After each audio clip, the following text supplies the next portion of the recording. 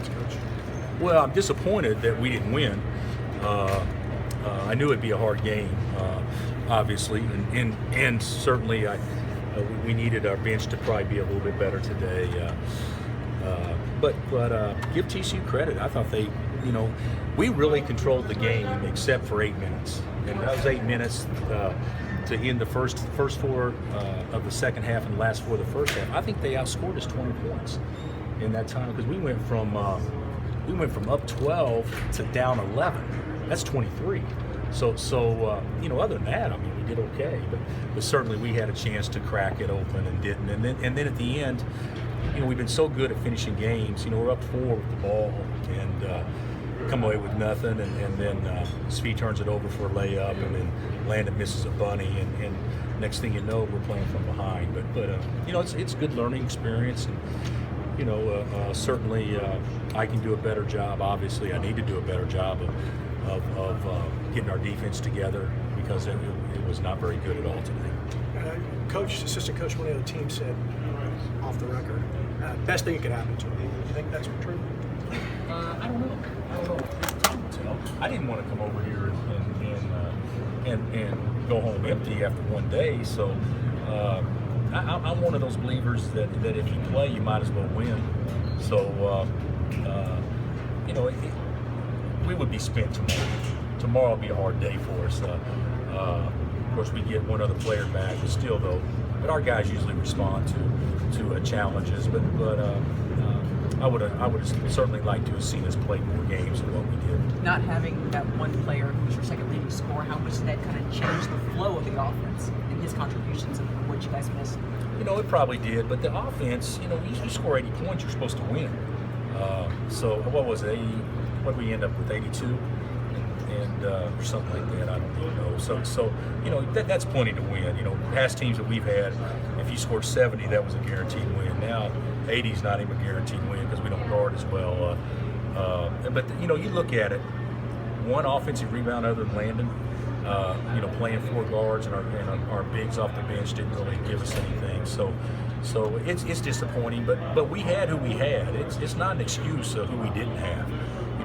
You have things happen all the time, and in the course of games or a season where negative things happen, you got to respond favorably to that. And today we just didn't do it as well as what we could. What was the challenge in trying to defend them as Robinson's driving the ball in the lane? I really think that fatigue was a big part of it. I think fatigue was a huge part of it. I made a mistake. 22 seconds left. Frank shoots a free throw. I asked our guys, should I call timeout?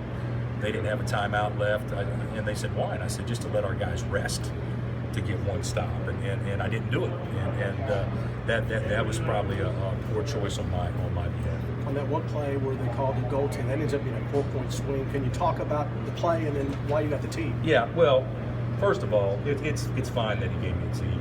I wasn't cussing him or anything, but it's fine. But he gave Jamie one earlier, so he probably had to give me one. But I was under the impression, and I was told I was wrong, which I did not realize I was at the time. But if it's a rule, it's a rule.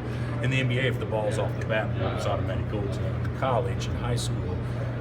It's always been if the ball's going up, even if it's hit the backboard, it's not goal to.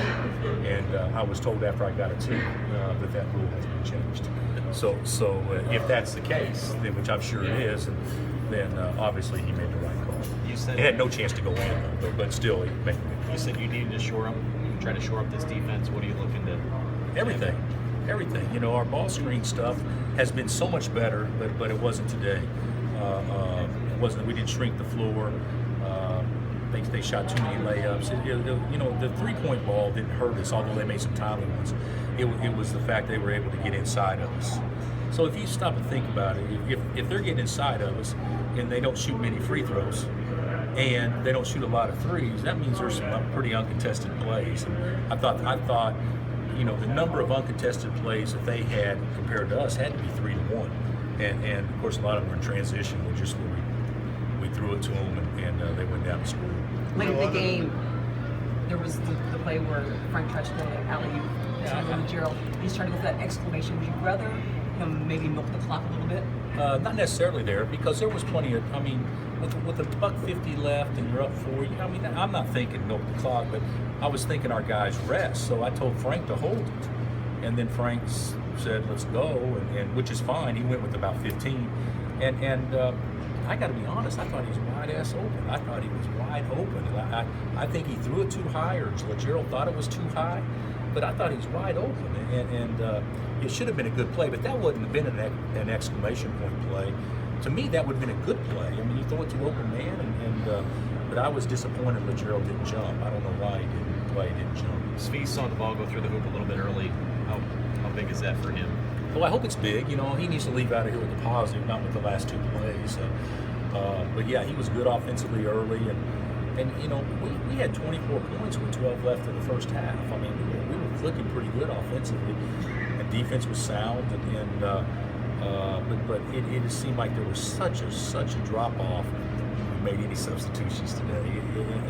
And I'm not being critical on purpose with our guys, but I think that's pretty factual. That you know, we had our 5 starters out there. We were pretty good, but whenever we had to go to the bench, it just wasn't very good today.